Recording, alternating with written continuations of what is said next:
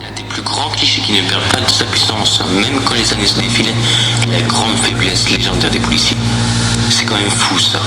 De nos jours, on remarque des policiers baraqués comme jamais, avec une arme à feu sur eux et une casquette. Ils arrivent quand même à se faire éliminer par le grand méchant loup en un clignement d'œil, sans même parfois avoir le temps d'utiliser leur pistolet.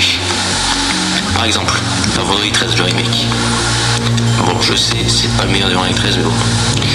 Après que les années survivants en panique se soient réfugiés dans une grande maison et appelé la police, celui-ci, oui parce qu'en plus, il n'y en a qu'un, ça va pas faire long feu, fait son arrivée quelques minutes après. Voici le temps qu'il met pour vivre juste après qu'il soit arrivé. « 39 secondes. Pas du plus court temps de vie, le pauvre quand même. Il n'a pas eu le temps de faire son rapport en plus. Et encore, il y a pire, alors que celui-là est arrivé à temps, mais bon, soit, mort un peu vite. Il y en a d'autres qui mettent tout le long du film pour arriver sur les lieux du crime. Exemple, dans la maison sur la gauche, l'original, fait par Wes Craven.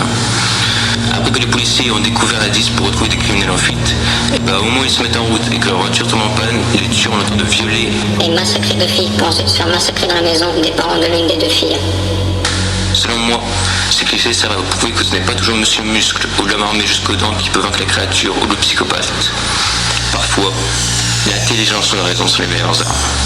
La preuve y est dans ça les deux remakes. Mais bon, je n'en dis pas plus pour ceux qui ne les ont pas vus. Ce qu'on retrouvera aussi le plus dans les films d'horreur, c'est bien entendu le sexe. Omniprésent quasiment. Franchement, quelle bande de petits coquins. On en trouve partout presque, que cela soit dans Vendredi 13, Psychose, Halloween, Des Tours Mortels. Et je pourrais en dire encore, mais selon moi, le meilleur qui prouve bien que le sexe est dangereux dans ce genre de film est It Follow. Dans It Follow, une jeune fille fait l'amour dans une voiture avec, on peut le dire, un homme qu'elle connaît à peine. Et depuis ce moment-là, l'homme lui a précoce après l'acte qu'un monstre qui était après lui sera maintenant après elle pour la tuer. Et que son seul moyen de survivre est de faire l'amour avec quelqu'un d'autre. Oui, comme si c'était facile. Quel petit con. Alors j'aurais pu choisir le film aussi Thanatomorphose ou Contactile, qui reprennent exactement le même thème de l'amour qui est dangereux à faire dans les films d'horreur. Mais le problème c'est que ces deux-là possèdent des images très très dures et donc je m'en abstiens là. Pour le moment.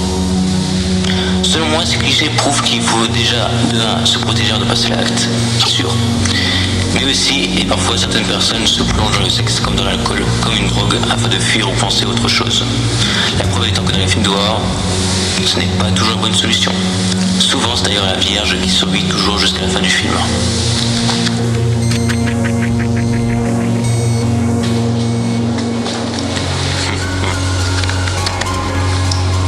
Silent Night, Deadly Night, Contracted. Donc souvenez-vous de ça. Les communications, c'est bien, mais pas tout le temps. Vous n'avez pas compris? Je m'explique. Vous êtes seul dans une grande maison. Vous sentez comme une présence malveillante avec vous à l'intérieur de cette bien belle maison.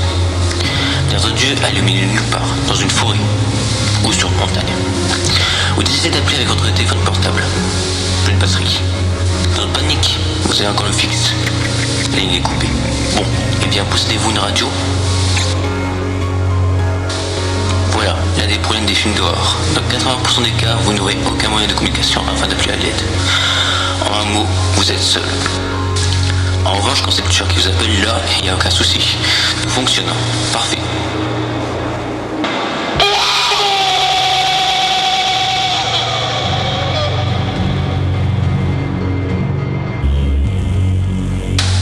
Un exemple. Prenons A Nightmare on Elm Street. Le premier. Après quelques meurtres perpétrés par un certain Freddy Krueger, Nancy, l'héroïne du film, est la seule qui peut sauver son amie Glenn, qui habite juste en face de chez elle. Le problème est qu'elle est aussi enfermée dans sa propre maison. Elle ne peut passer aucun appel car les parents de Glenn ont décroché l'appareil. Et là, le téléphone sonne. Et qui cela peut bien être? Pour moi, ce cliché montre que parfois il faut savoir se débrouiller seul dans des situations comme celle-ci. C'est d'ailleurs pour ça qu'on a créé l'école des scouts, non? Pour moi, ce cliché montre que parfois il faut savoir se débrouiller seul dans des situations comme celle-ci. et qu'il n'y aura pas toujours quelqu'un pour venir vous protéger. Ceci ne veut pas dire que c'est mieux d'être seul, mais qu'il faut savoir se débrouiller tout seul dans certaines circonstances qui nous l'obligent. C'est d'ailleurs pour ça qu'on a créé les scouts. Non.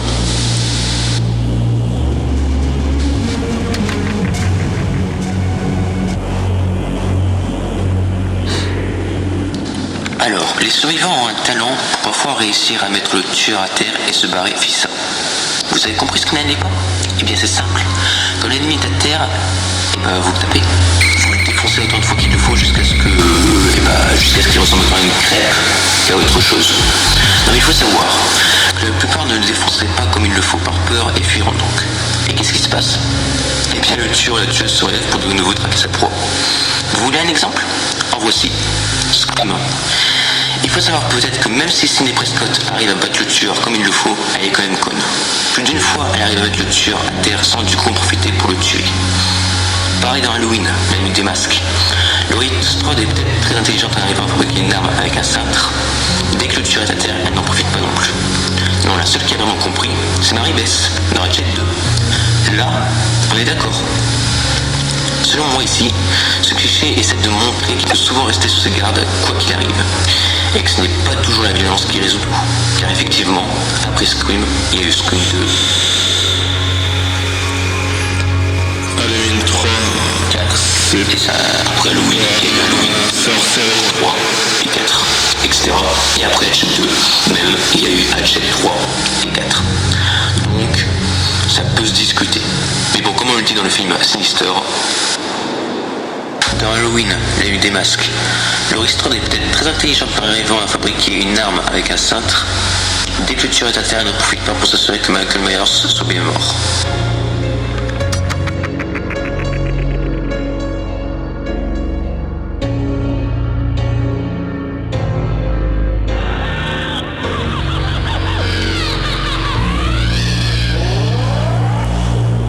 Dans les films d'horreur de possession, ce qu'il y a de plus dangereux est bien entendu, je vous le donne en mille, les enfants, bande de sales gosses, va. Dans plusieurs films d'horreur de possession, ce sont généralement les enfants qui sont utilisés pour faire le mal. Par exemple, qui est possédé par un démon pervers et tueur dans l'Exorciste? Une petite fille. Qui est le mal incarné dans Ring? Une petite fille encore. Qui est l'un des fantômes de la malédiction dans The Grudge? Un petit garçon.